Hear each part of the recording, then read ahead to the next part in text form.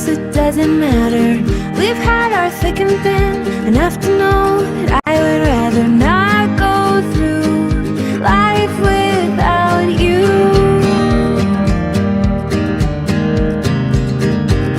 And in the end, I'm just glad we're friends. And in the end, I'm just glad we're friends.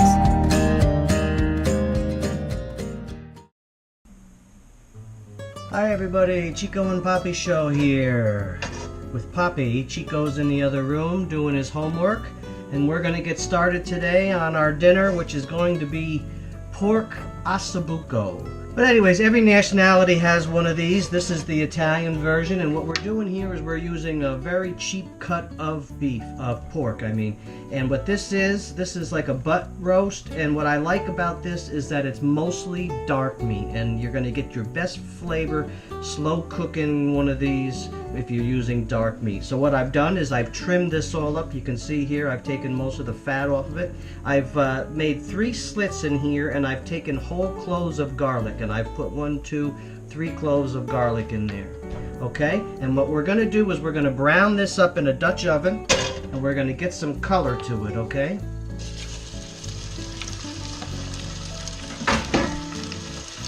this is one of the slow cook meals. My mom does this. She browns this all up, and then she does it in the crock pot, which I've told you about before. I'm not big on the crock pot. I'd rather have the Dutch oven. We're going to cook this. We're going to brown it all up. We have our mirepoix, which, if you remember, is the celery, carrots, and onions.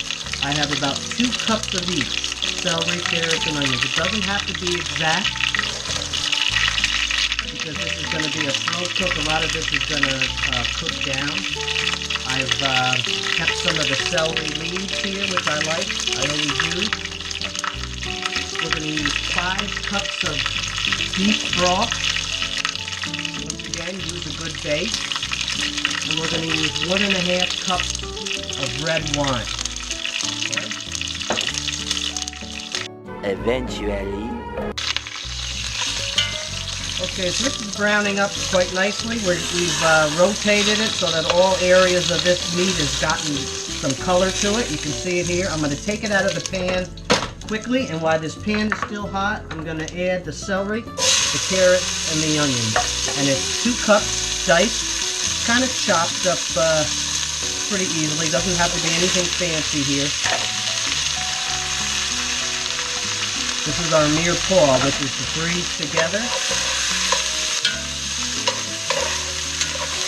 We're going to just let these sweat a little bit.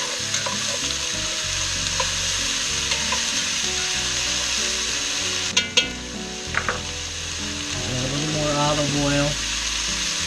I like to add a little bit of basil. If you have a bay leaf, you can do a bay leaf.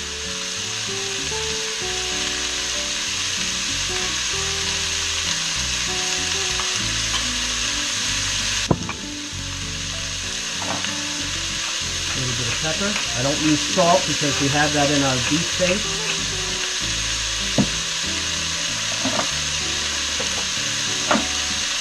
I'm going to add a little bit of Italian seasoning.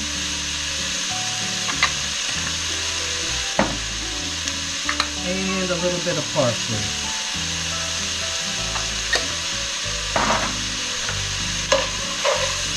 We're not going to cook this to death. We're just going to get this to sweat a little bit.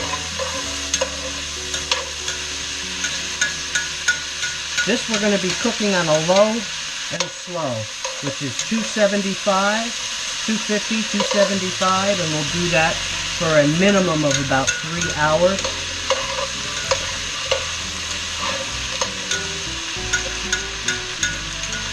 Depending on the chef, the osso buco will always go over something.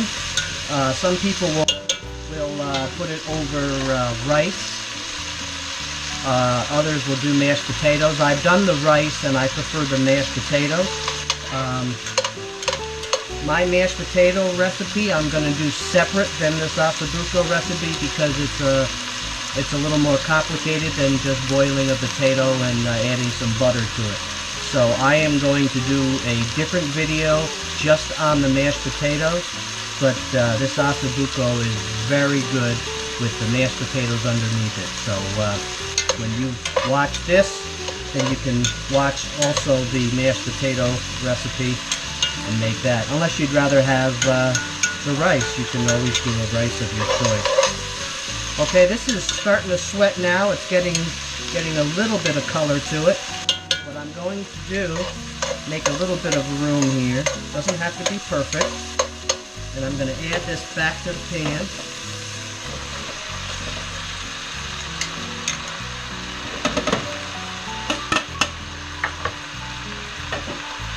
Okay, and we're going to start now by adding our liquid. We're going to add our 1.5 cups of beef, 1.5 cups of the red wine. I'm going to pour that right over the meat.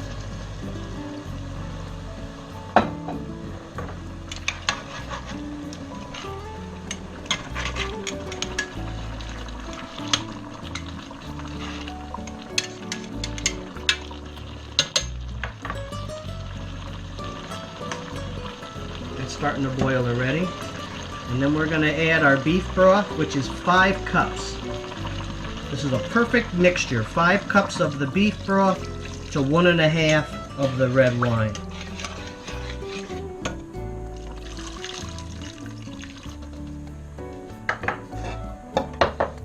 Alright, so what we're going to do before we put this in the oven is we're going to bring this to a boil.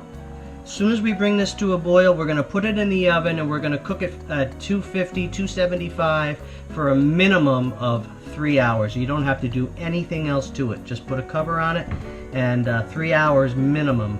4 is even better. Okay? 3 hours later.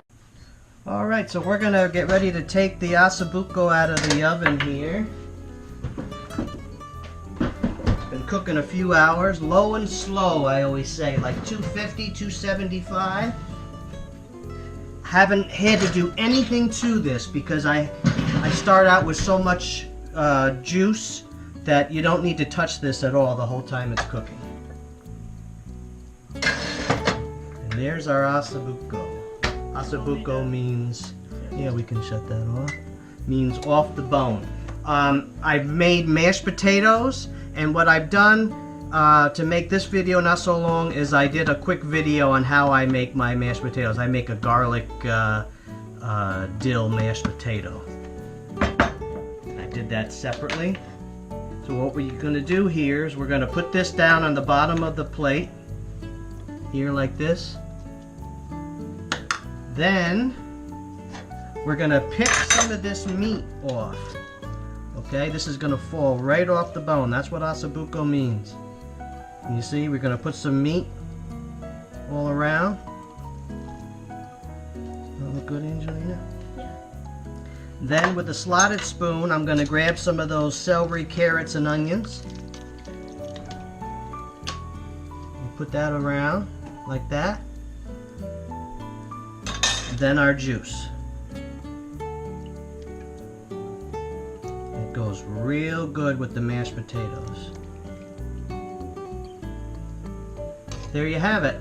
That's a pork Osso Buco. Very easy recipe and you're going to love it. It tastes very, very good. Antonio's going to be home soon. He's at the school, right, doing a play. But he's going to come home to a nice pork Osso Buco with his mother. Alright? Remember what Grandma Jen used to always say? Enjoy your life in your food every day. What do you say? What do we say now?